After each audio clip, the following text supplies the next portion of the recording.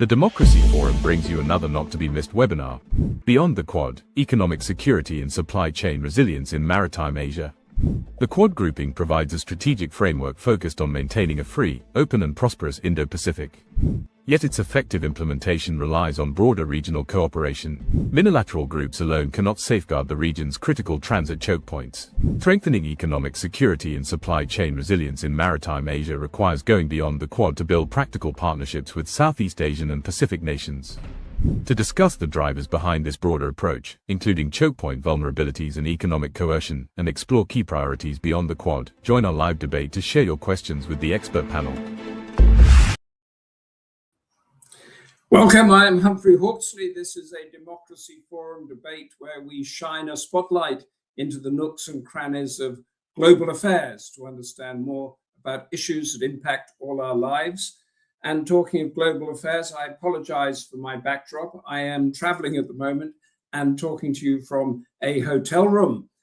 Our topic, Beyond the Quad, Economic Security and Supply Chain Resilience in Maritime Asia. That quadrilateral dialogue, or quadrilateral security dialogue, as it's now called, is a 20-year-old concept initiated by Japan and America, who brought in Australia and India to create a unified bloc of which secure supply chains and trade routes are a central part of its mission. The concept against hostile Chinese expansion. But since then, the world has been turned on its head with the Strait of Hormuz dangling there. Who does actually threaten supply routes and who best protects them? To unpick this, we have a sterling panel, SAYANTAN HALDAR, PREMESHA Shah, and we hope to have COLLIN Co-SWEE from Singapore at some stage during the debate. The Democracy Forum Chair, Barry Gardiner, MP, will listen to their arguments and sum up at the end. And before all of that, I have the privilege of asking the Democracy Forum President, Lord Charles Bruce, to give us the background and the canvas of the debate. Lord Bruce, the floor is yours. Good afternoon and welcome to the webinar. Established over 2 decades ago, but increasingly facing concerns of fading relevance, the quadrilateral security dialogue may have reached a critical point in its history. Foreign ministers of its 4 member states, Australia, India, Japan, and the United States, meeting in New Delhi in the spring, appear to have infused the organization with fresh impetus and a new focus on maritime issues across the Indo-Pacific. I'm grateful to the Forum for choosing this moment to highlight the purpose of the Quad and for inviting a panel of experts to consider its future and to share their perspectives with us. We look forward to hearing their contributions. And my thanks, as always, to Humphrey Hawksley for taking the role of moderator. Although formed in 2004 as a humanitarian initiative in the aftermath of the tsunami, the Quad was reinstated in 2017 as a security and strategic alliance. By championing a free and open Indo-Pacific, and by offering an alternative framework to China's hierarchical and coercive approach to building hegemony in the ASEAN region, the Quad attracted the enmity of China's Foreign Minister Wang Yi, who mocked the organization, describing it, I quote, as a headline-grabbing idea that would dissipate like sea foam. Undeterred, however, Quad members this year have announced several new initiatives aimed at enhancing collective maritime cooperation right across the Indo-Pacific region through improved logistics integration, intelligence gathering and sharing, interoperable Coast Guard operations, coordinated naval refitting and refueling, and establishing a permanent mechanism for sharing maritime information.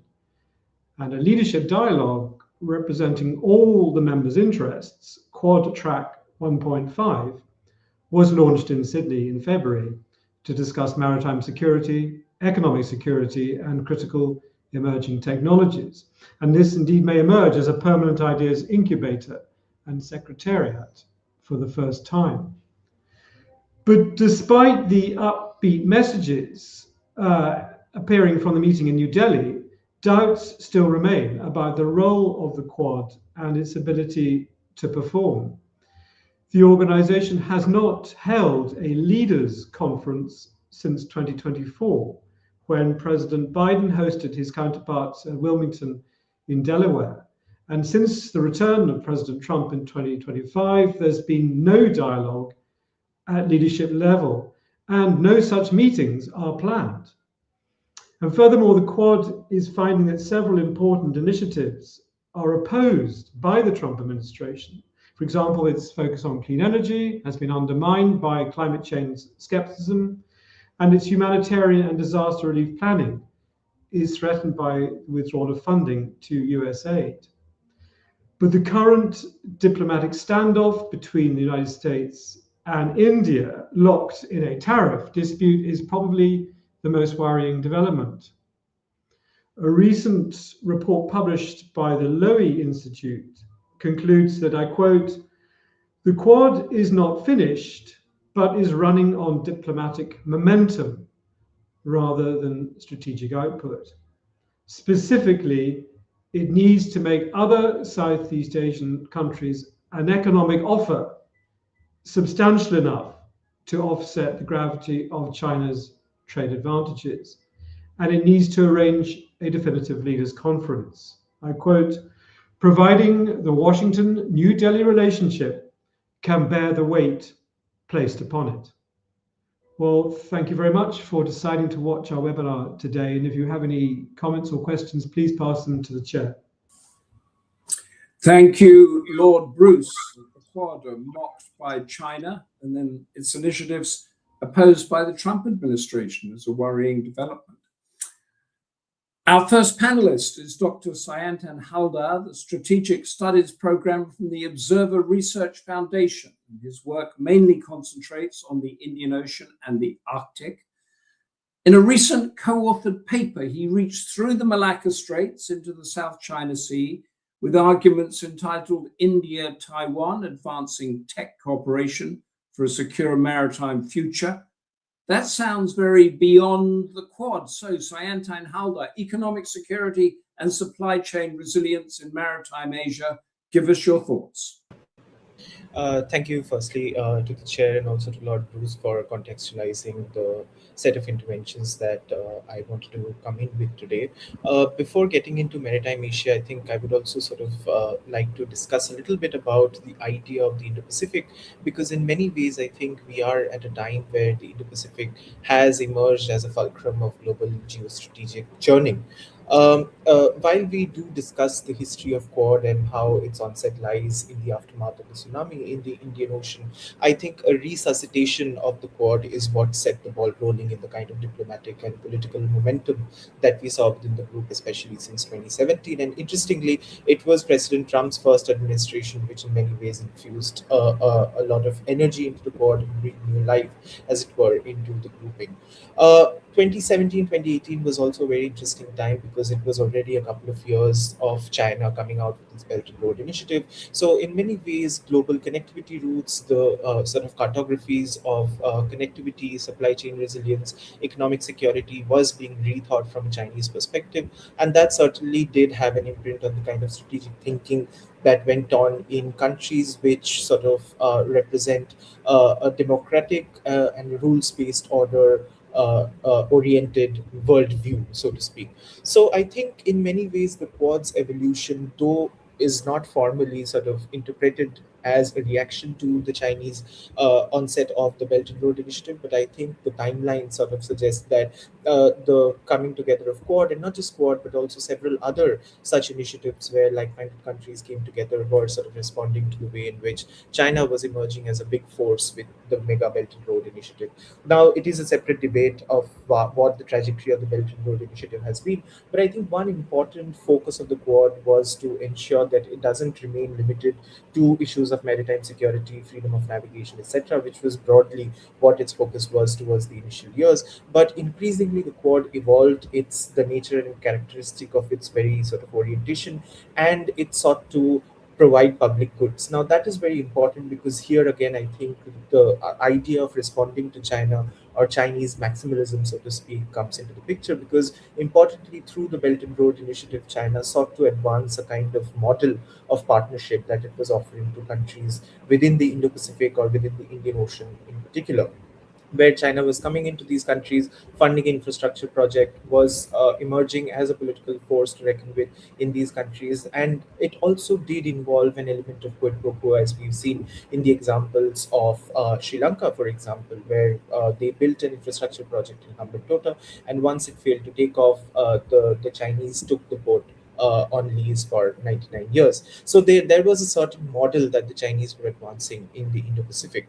Now, the Quad, on the other hand, though was not sort of operating a lot in terms of the economic dimension, but in terms of offering public goods. So, if you look at the Quad's agenda, it has sort of evolved over the years to turn into a more multifaceted grouping where it includes critical mineral supply chain conversations, it includes health security, it includes people-to-people connectivity, and in a sense, I think the effort within the Quad was also to offer an alternate model. So, with these sort of opening remarks, I would just also like to focus a bit on the way in which we are going to see conversations of economic security and supply chain resilience in the Indo-Pacific going forward. And importantly, these conversations also sort of sit at the very heart of the way in which the region is evolving, because the economic significance of the Indo-Pacific in many ways has sort of exacerbated, given not just by the fact that the resident countries are turning into important economies driving global growth, but also non-resident countries are coming up with their Indo-Pacific policies because they do see a certain degree of merit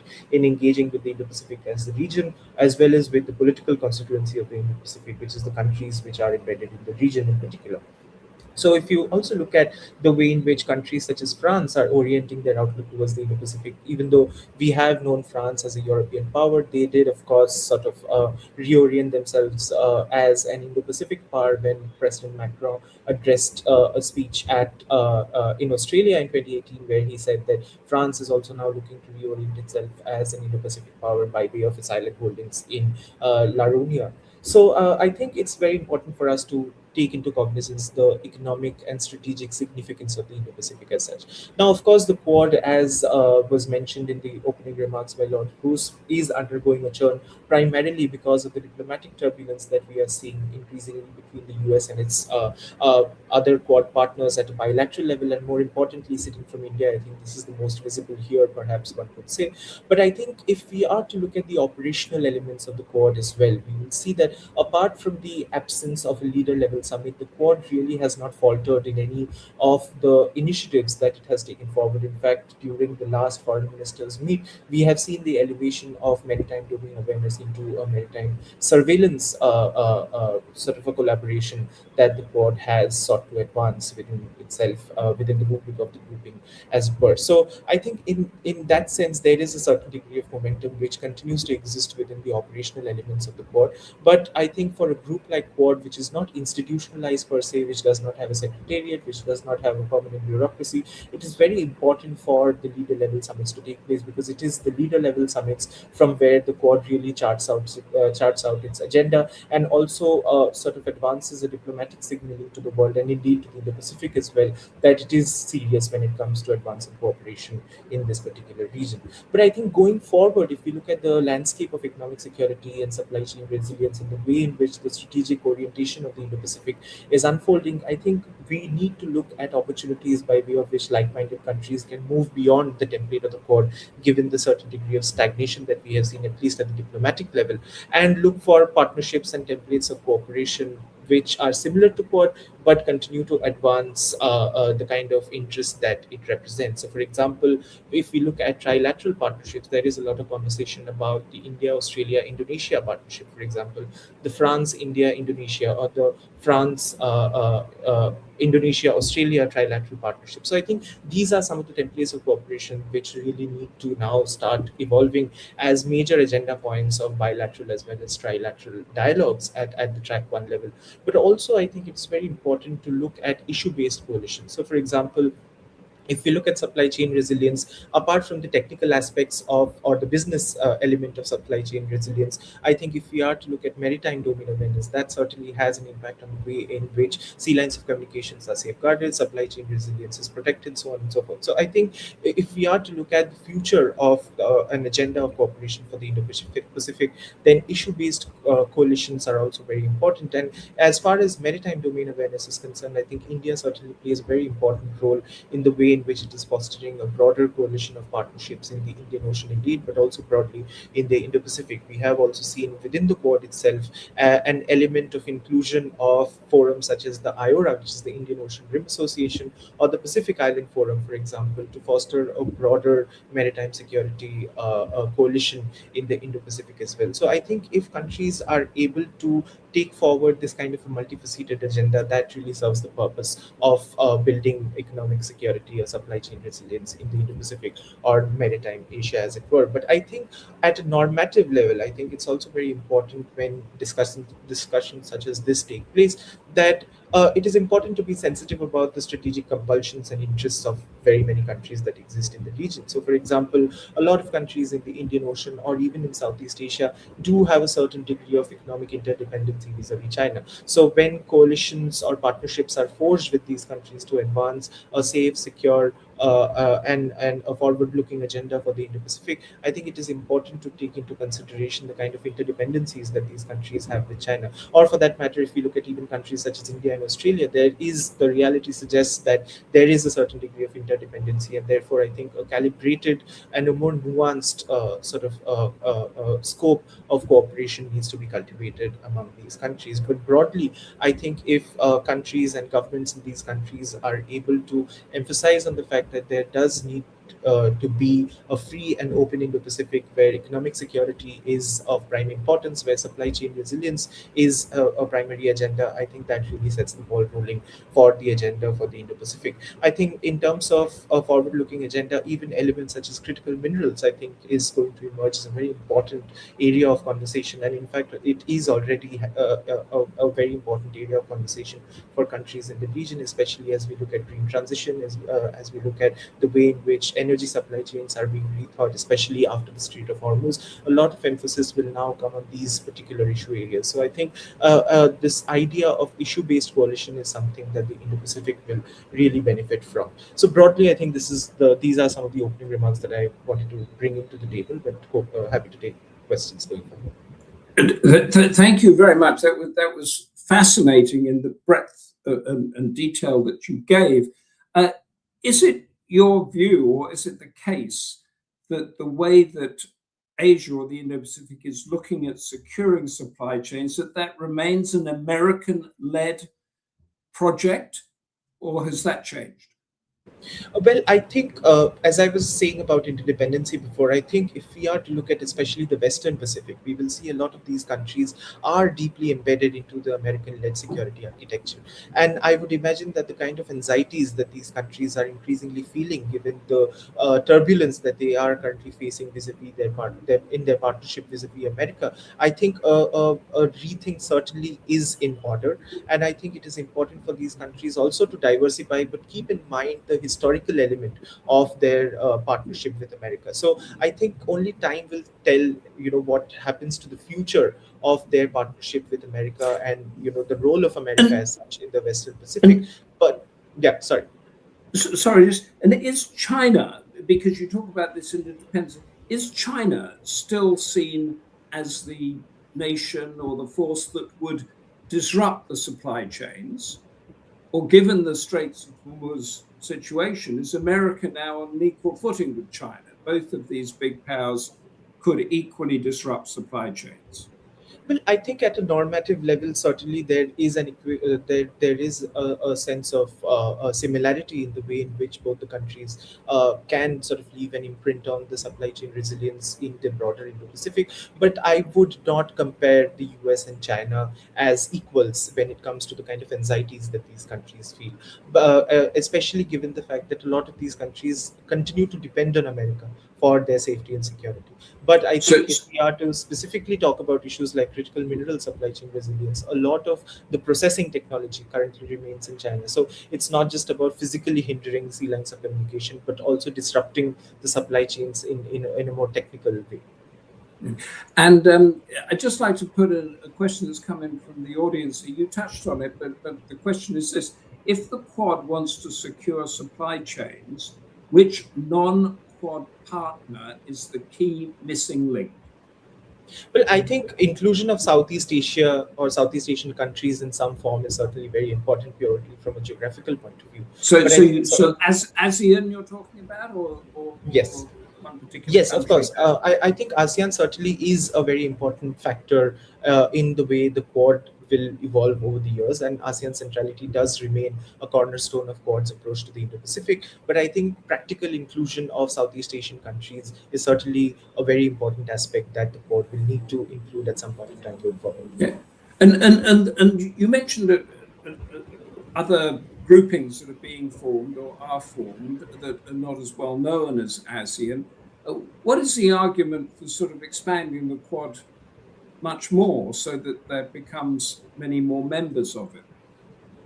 Well, I think the Quad, of course, has a certain historical trajectory. So I think the template of Quad Plus has always been in the picture, but I think the Quad would not formally include any other fifth country. For starters, it would not remain the Quad, as it were.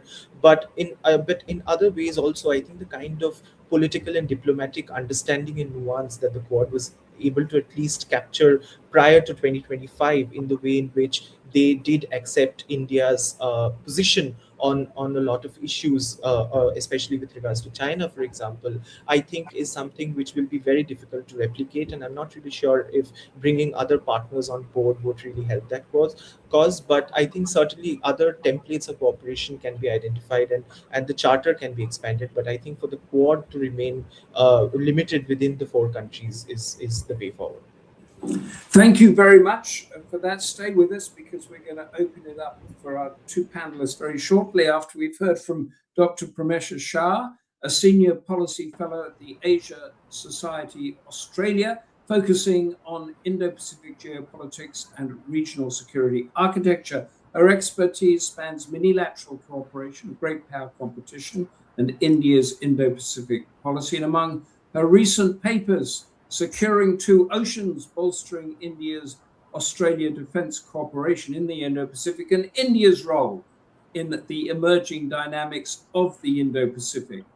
India, Australia are up there. Sounds very Quad-like, but are we beyond it? What's going on? Premesha Shah, tell us what you know. Thank you, Chair. And I would like to first thank the Democracy Forum for inviting me to this panel. And a lot of my arguments actually match with what Sayantan was mentioning, but I'll actually take off from where he left. That is, and because the framing of this session is beyond the Quad. So let me first start with the fact that when we are talking about inclusion of Southeast Asian countries in mechanisms like this, but initially when Quad was being formulated, or when Quad was taking off, there was a lot of hesitation from Southeast Asia and ASEAN in general as to whether, because there were questions if countries in Southeast Asia would ever be a part of the Quad, or whether they would have any interest in being a part of the Quad. So there was a lot of hesitation initially from these countries, and many of them saw Quad as a hindrance to ASEAN centrality.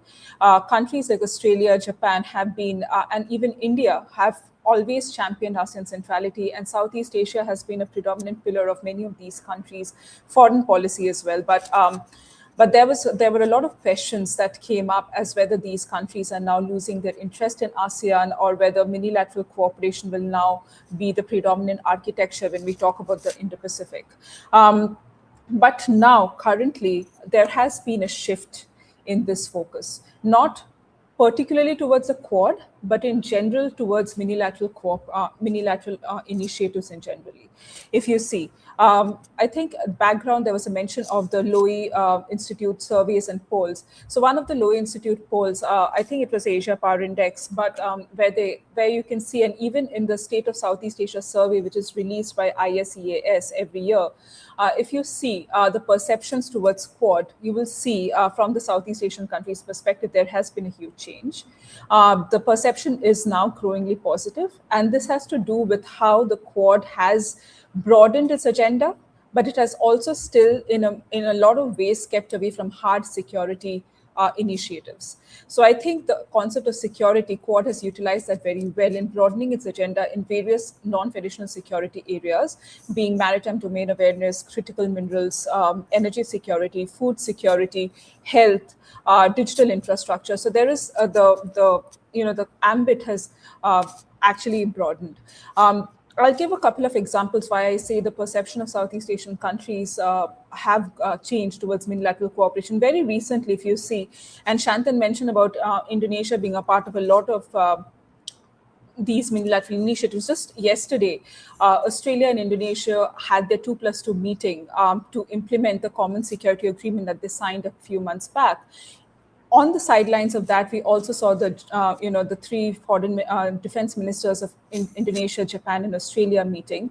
And a couple of days before that, Indonesia was doing some exercises with China bordering the Taiwan Strait as well. So you can see that these countries, especially Southeast Asian countries, are looking for diversification, but they are not looking at decoupling from either China or the United States. They are looking for diversification. Some countries like Indonesia are working with other countries or cooperating with other countries as looking at newer frontiers in the region. So we need to take this into account. And so probably now is a fruitful time for Quad not to, and I agree with Shantan, not to formally introduce members, but Quad has something called working groups, which was initiated much before. So we can, so the Quad countries can look at in various of these issue-based working groups. For instance, if it's critical minerals, with semiconductors, including these key players who are playing a bigger role or who are playing a key role in these specific sectors, can be included in these working groups so that their voices are heard, their interests are the interests are taken into consideration, and some initiatives can be formed with them as well. The other way of looking at this is something which I had suggested in one of the papers that I'd written, is how we can use minilaterals, but also scale those initiatives at a broader regional level. So for instance, and this has already been happening, some of the initiatives which are being introduced at the level of the Quad, there is already discussions, and if you see joint statements where they say that the focus should now these should be scaled to a broader regional level, be it with Southeast Asian countries or even with Pacific Island nations, for instance. So these minilateral platforms can be used as platforms for piloting initiatives. If these initiatives are successful, then you can given that all these countries are also dialogue partners at the level of ASEAN and are already very actively participate in a lot of ASEAN-led discussions, either at the East Asia Summit or the ASEAN Regional Forum, the ASEAN Maritime Forum, for instance, there are these platforms do create that opportunity for these countries to come together, jointly propose these initiatives so that these can be scaled at the regional level as well. So I think there are ways of utilizing minilaterals, even if you are not formally bringing in new members, but how you can scale them, scale minilateral cooperations at the level of regional cooperation as well. So that it is also ASEAN centrality in practice, and this debate of that minilateral cooperation is a hindrance to ASEAN centrality sort of dials down a little. Now coming back to the question which came up, and I'm following from the discussion of the panelists before me, where I think you asked that, with the US's dwindling interest and the lack of a leaders level summit, is the Quad functioning? And I completely agree with Shantan that sometimes, and let's be very honest, much of these work or initiatives which take off happen at the level of foreign and defense ministers. It doesn't always need a leaders level summit for many of these initiatives to take off, and Quad has proven that. A leaders level summit would probably give it a bigger, a bigger credence at the global level, but even the fact that the foreign ministers are meeting quite so often on the sidelines of several summits shows the growing interest among the Quad members and a recognition, especially from Australia, India, and Japan, that this initiative now has to be led by these three middle powers, even if US is not so much a dominant power in this initiative. And I think that is being seen a lot, even through these bilateral initiatives which are coming up. India and Australia, for instance, if you're talking about supply chains, India and Australia, in the recent visit of Prime Minister Modi to Australia, we saw something called the PACS agreement. And the PACS agreement looks at critical technology, digital infrastructure, but supply chain is one of the key pillars of that initiative as well. Besides the Quad, there are a lot of other initiatives which are already in play. We had the Supply Chain Resilience Initiative, for instance, which was formed during the which was formed during the COVID era, where Australia, Japan, and India has not taken off in a bigger way. But the IPEF as well, the Indo-Pacific Economic Forum, now has a supply chain pillar to it as well. So, many of these initiatives already exist.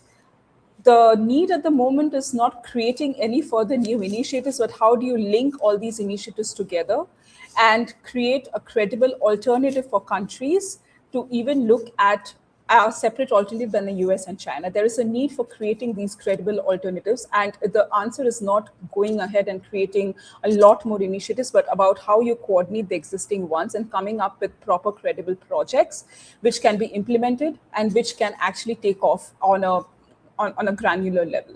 So I think these are the main areas of discussion. And we're talking about maritime Asia. I think the recent West Asia crisis has exposed the vulnerabilities of how, if you don't focus on maritime infrastructure, logistics network, ports infrastructure, subsea cable network, so all these have to be linked when we are talking about the bigger picture of economic security, which is in a way linked to a supply chain resilience as well. So, and that is something which the Quad leader, I think the Foreign Minister Summit took note of, where economic security now is linked to all this, all these key things. In a broader way, contributing to maritime infrastructure and logistical infrastructure. So I think this is where I'm going to stop. And I've tried to, not to repeat the points which were raised by Shantanu, but I'm happy to take in more questions from you. No, you've just been wonderful. You've expanded, and there's a question from the audience on precisely what you said. But before we get there, I'm interested in your the three middle powers, Australia, India, and Japan, sort of taking the momentum forward on that. Is it still, and I did ask this question before, but are there any of these sort of mechanisms, meetings, groups going on that actually involve China? Are you talking at the level of the minilateral initiatives? Then yes, there are a couple. There is one which India was a part of, which was called Russia, India, China, RIC, and there was also the Shanghai Cooperation Organization. There is also there. Right. Yep. BRICS is another one. Yes. There are these initiatives already there. And if you look at India's Indo-Pacific vision, because we do not, like other countries, do not have a foreign policy white paper or defense paper, so we refer to it as an Indo-Pacific vision. It has always been inclusive. And India, this question has come that India being a non-aligned country, why is it a part of so many, and like Shantanu used the term issue-based initiatives or issue-based coalition is what India is terming it as. So India is a part of a Quad, India is a part of a SCRI, which is a supply chain resilience initiative, but India is also a part of Russia, India, China, or BRICS. So India has kept its option open like many other countries, like Southeast Asia, trying to, I think at the end of the day, it's about fulfilling your national interests. And these sorry to interrupt, the options open that we've heard a lot over the past 2 decades, actually, this idea is that they don't want to have to choose between superpowers. Is that option open increased or swinging towards China or swinging in one particular direction? So I think when we look at the US-China dependence, and since my area of expertise is Southeast Asia, I'll keep to that, we have to look at it in a more holistic way. There is dependence on China and US in very different ways. And we also have to keep in mind countries like Australia and Japan are treaty allies of the United States. And even countries like Thailand, Philippines, in Southeast Asia are treaty allies of the United States. These countries are economically dependent on China. They're hugely economically dependent on China and on the US for security reasons, for security purposes. So I think that's why I mentioned there is a need for decoupling. Completely moving away from either of the countries is not possible. I don't see that happening. And that's why they're calling this as diversification of partnership, not necessarily moving away from one part or the other. It's about looking at newer frontiers and diversifying partnerships. And that is being done by even countries like Australia, Japan, not just smaller countries in Southeast Asia, the Pacific Island nations. And if we put the Taiwan Straits to one side, is there any evidence that China is threatening economic security or supply chain resilience in maritime Asia?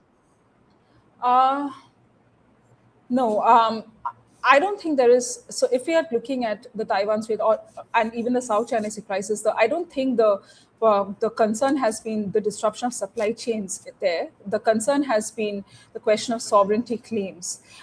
We've seen a lot of encroachments of Chinese fishing vessels, or sometimes even Coast Guard and naval vessels in these countries' exclusive economic zones. So these have not been the question of supply chain resilience. It has been the question of maritime law, the freedom of navigation, and sovereignty claims. And one thing that we also need to take into hindrance is how these countries interpret maritime law. There are differing interpretations of maritime law even among Southeast Asian countries, and that is what sometimes leads to these differences of opinion within ASEAN, as to some countries siding with some things China does and some countries not siding. But there's no evidence at the moment of supply chains and trade routes being weaponized or being used as a threat in China's foreign policy? So during COVID, I think it's more about, the question right now is more about how much countries can depend on any one country for all kinds of infrastructure. And I think that question came up during COVID, where countries saw that they are heavily dependent on China. In a lot of ways, they're putting all their eggs in one basket. So there was this need of diversification. I'm not an expert in Chinese foreign policy.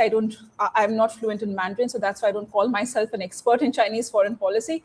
But so I think Colin would be better placed to respond to this. If China has this notion of disrupting supply chains in its foreign policy calculus. But when we look at incidents, I don't think that has happened yet, but yes, disruption of international law, maritime law, freedom of navigation, sovereignty. It is on. And the question that come in from the audience here on something you mentioned, Tracy Den Croggan, how vulnerable are transoceanic undersea cables to grey zone sabotage and contested maritime straits? I'm going to add to that in the Indo-Pacific, because we don't want to get into what's happening around Europe. Yeah, no, this is a very critical point. And I think subsea cables, this is also growing to be an area where not just the Quad, but a lot of bilateral joint statements are also focusing on. And gray zone sabotage is there, but sometimes even subsea cables disruptions can happen, through some ship movements and also, vessel movements. But in terms of gray zone coercion and in gray zone in these maritime vulnerable straits, I think right now the focus is more on securing the infrastructure and ensuring that these subsea cable are maintained for connections and connectivity. So and a lot of this has also happened. ANU released a very good report where they mentioned that these disruptions can also happen to simple shift movements. It doesn't always. So just to clarify that, there's no evidence that China, like Russia is in Europe, is trying to sabotage any of these cables. I am not aware of that. No. Thank you for that. We're going to go for a very short break, after which we're going to open up to both of you, because there are a couple of more questions from the audience. Back in just a second.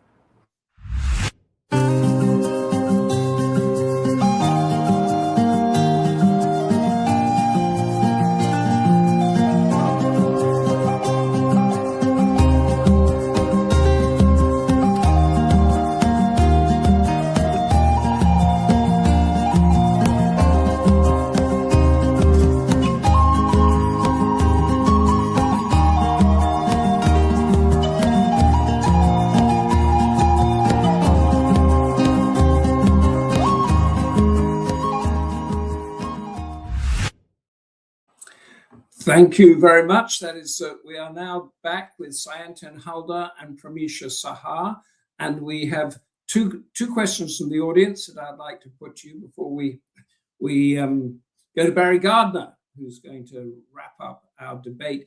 Anand Singh Tomar, if the Malacca Strait was closed tomorrow by a crisis, which secondary Indo-Pacific route is best prepared to handle the diversion?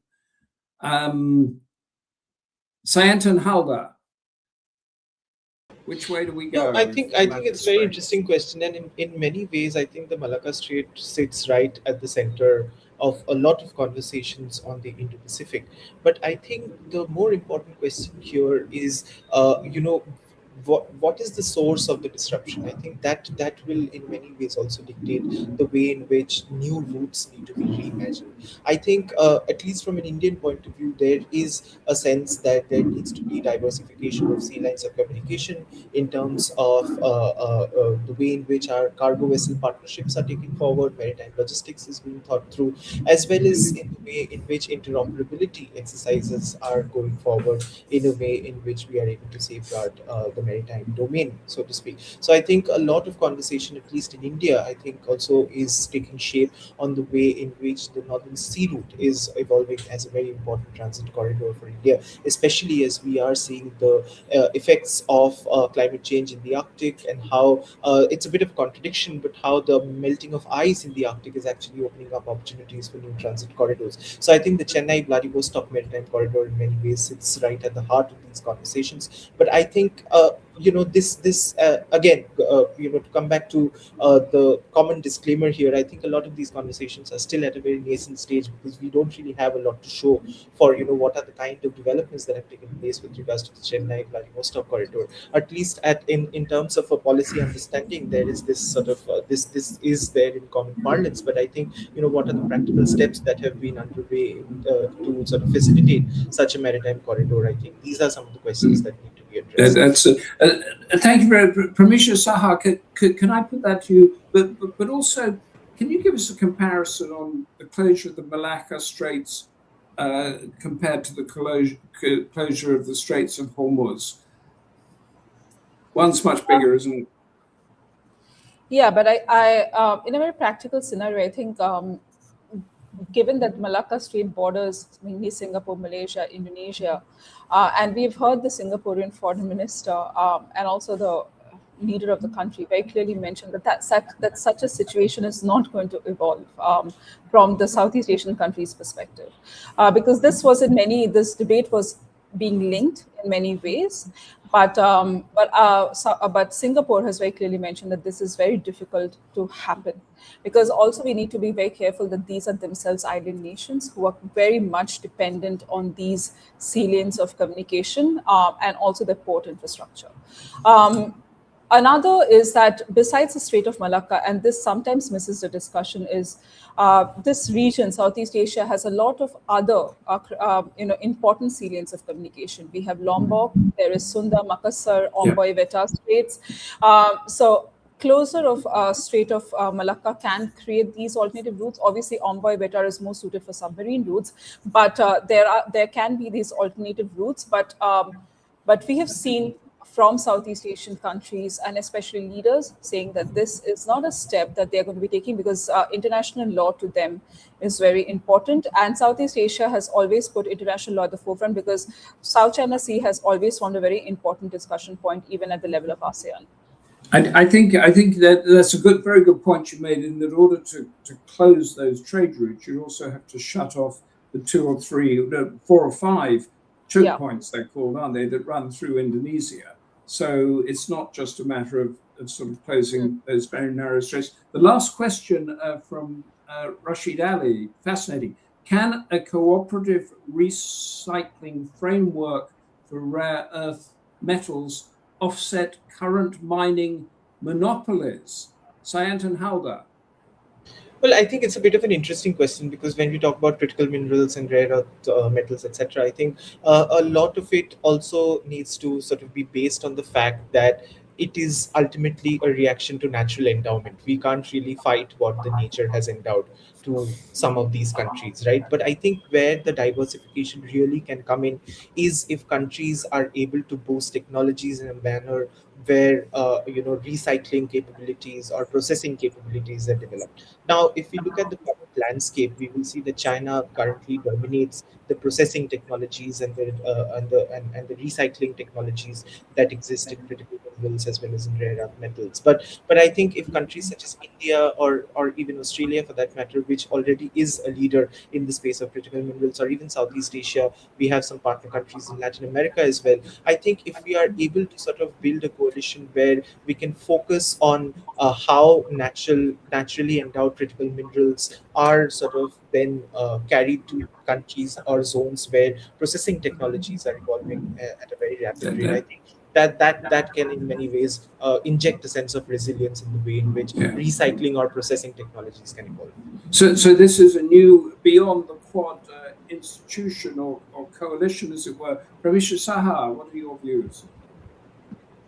Yeah, I think I agree with Shantan. And over here, I would want to, Australia, and I've repeatedly mentioned this, that Australia needs to think of itself beyond just an upstream supplier. And it has to, look at beyond this picture of, their minerals is getting processed somewhere, produced somewhere. There's a need for cross-border industrial ecosystems, and with Australian minerals, Indian processing and manufacturing capacity, Japanese technology and capital, and then Southeast Asian manufacturing networks and markets. This is something that we need to look into. And this is, we just hosted the Australia-India Track 1.5 dialogue, where we mentioned this very categorically to the Australians, that there's a need for them to just, for instance, we had many of these Australian big mining companies already present in India, but some have also moved out. Like Rio Tinto was there for around 15, 20 years, but they have moved out of, a few years back. But there is we have Woodside, there is Blue Scope. So these discussions are already happening, and there is a need to look at cross-border industrial engagements. Maybe a mandate for the Quad, but also this can be taken up at the level of ASEAN, because ASEAN's new economic master plan looks at critical minerals as one of the focus areas of cooperation as well.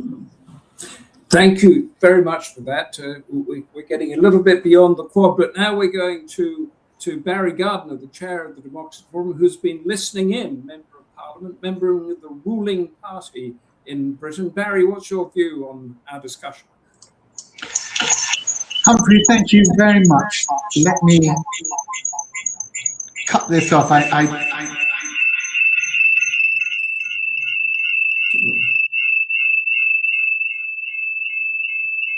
We're having some wonderful music from... wonderful technical difficulties there. I have to have two bites at the show, because usually one of my apparatuses fail, so I have them both on, so that even though the conversation blanks out on one screen, it keeps going on the other. So that's why I have the feedback loop, I'm afraid. Well, now talk about feedback. We've had quite a bit of feedback to this original question. Or was it a question? Beyond the Quad, economic security and supply chain resilience in maritime Asia. I don't see a question in there. Now, Lord Bruce, Charles opened up our debate, referring to the history, talking back to the tsunami of 2004 and the aftermath of that, and highlighting the 2017 security alliance, which really developed to counter Chinese hegemony at that stage. I loved his quote from Wang Yi, saying that the Quad was basically a headline that would dissipate like sea foam. If only in English we could be quite so poetic with our diplomatic language. And he talked of the Quad now being much more of coordination around maritime infrastructure, and the the move there towards economic and national security. And of course, he raised the wild card of President Trump and the friction that the second Trump administration had injected into the Quad, both around the issues of clean energy and human rights, but also now in terms of the US's relationship or deteriorating relationship with India. Now, Sayanthan Haider started off again looking to 2017, and he talked very much about what was going on in that era with the Belt and Road Initiative from China. But also, I think he saw the Quad not necessarily as a direct response to Belt and Road, but that sense in which there was a need to ensure maritime security, to deliver economic security, as China was expanding its infrastructure into Southeast Asian countries. He mentioned the Hambantota in Sri Lanka, the port that the Chinese established there. And he focused, though, on the regions and the economic significance that has escalated in the South Asian region. And he said that he thought that this had made the Quad more relevant rather than less. And of course, he cited the case of France beginning to refocus its attention in the Indo-Pacific. He talked about the underlying turbulence, and he made a very significant point, I thought, when he said that operationally, there isn't a bureaucracy that's driving the Quad to advance practical cooperation. He says that the leaders' summits come together, but it's not as if there is a civil service, a bureaucracy that is then taking that momentum and systematizing it in a coordinated fashion. And he also suggested that the region needs to look beyond the Quad, and said, he gave examples of how it was developing bi and trilateral cooperation. And he said not only looking at it that way, but also looking at it from issue-based coalitions that were increasingly driving what was going on. He said about the need for sensitivity, about the strategic realities for smaller countries. Their interdependence on China couldn't just mean that they signed up to one side or the other, but that a free and open Pacific was a basic foundation for these countries. And of course, he talked again about critical mineral supply chain and the way in which that impacted on all of those countries' desire to embrace new energy technologies. Now, Dr. Saha tried to take us beyond the Quad, and she spoke of the inclusion of Southeast Asian countries, originally ASEAN concerned about its centrality. But now she saw a shift in general to minilateral cooperation, as she called it, the Quad broadening beyond that military defensive horizon, much more to be focused on the wider economic, but also the health, the food security, the cooperation around those supply chains. And she cited the 2+2 meetings that show countries looking to diversify. So I think she thought now is the time to include other key players in the Quad working groups, but maybe not to expand the Quad itself. I think there was a very nuanced position that she adopted there, saying, look, a lot of this is happening in the penumbra, in the periphery of the Quad. The Quad is looking more outwardly. There are these 2+2 meetings. There is the minilateral cooperation, but it doesn't mean that the Quad itself has to become a quint or a sext or a septuplet or whatever it would then become. And given that everyone involved in ASEAN saw a greater opportunity to scale that minilateral cooperation, she thought that was the route to going forward rather than a straightforward expansion. Now, we talked about the problem of America again, and it was interesting that she said the slack is being taken up there by Australia, by Japan and India. And she spoke of other supply chain initiatives and the need to be linked together to create projects under existing frameworks.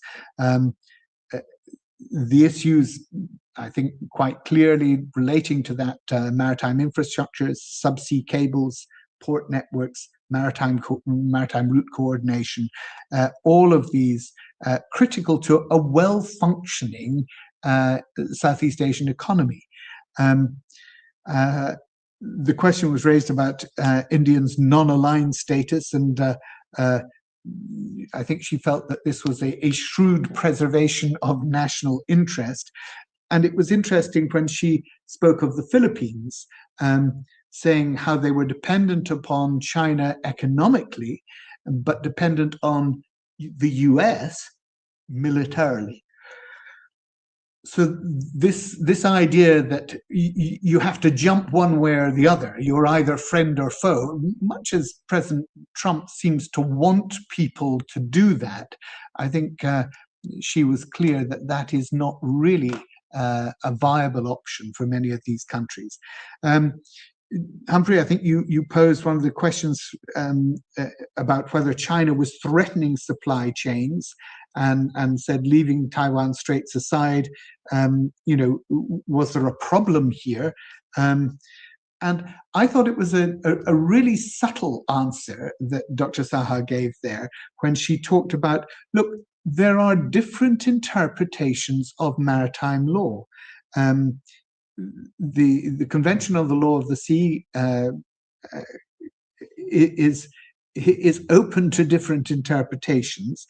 And I think she felt there is no evidence of China weaponizing trade routes or doing anything other than what it thinks, in accordance with the maritime law, it is entitled to do.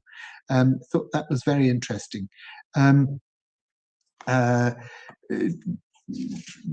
Tracy Eden Croggan asked about the vulnerability of the undersea cables. And again, yes, it's important to secure the maintenance, came the reply, but no evidence of sabotage. Anand Singh Tomar asked, what's the plan B if the Malacca Straits closed? And I think the general answer there was, it ain't gonna happen, boss. This is not something that the countries of the region would want or allow, because of the very complex interdependency between the countries that border that area.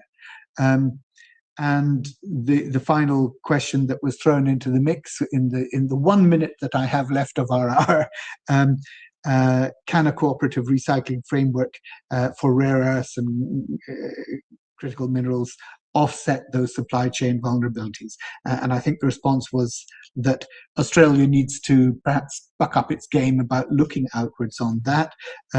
But the Asian New Economic Master Plan is actually focusing on this as a key element of future prosperity.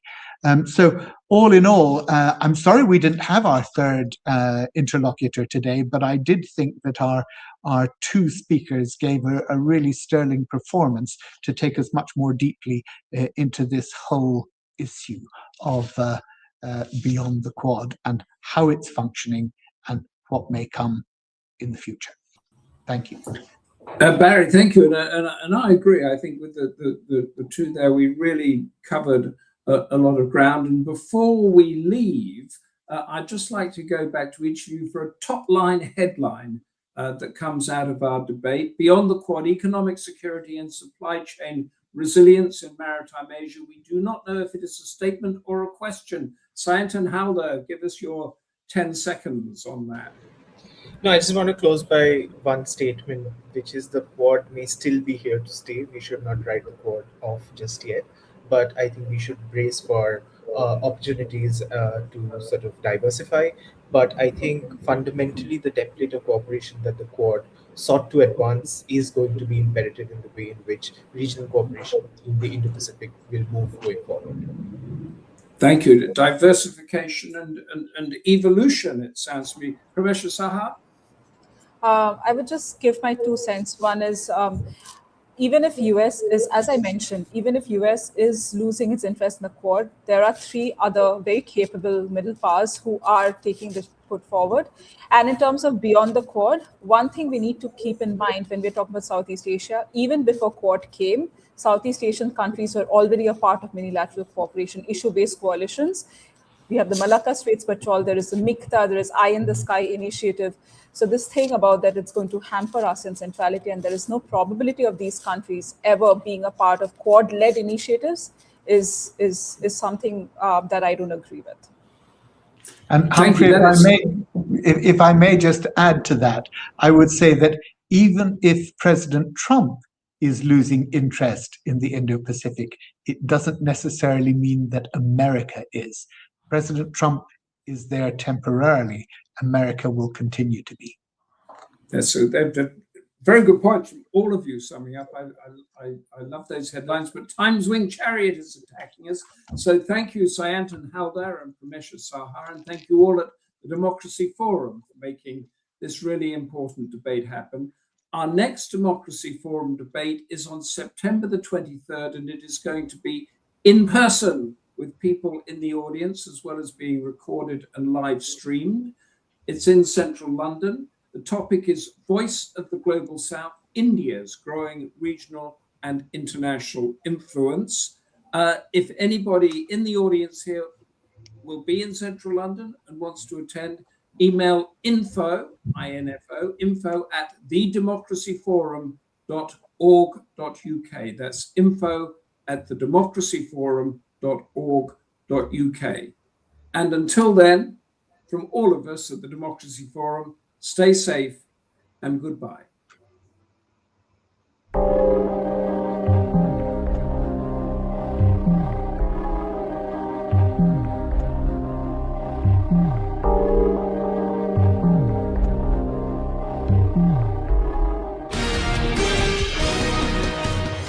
The Democracy Forum is a not-for-profit organization founded in 2009 under the patronage of Baroness Nicholson of Winterbourne. Its principal goal was to work for the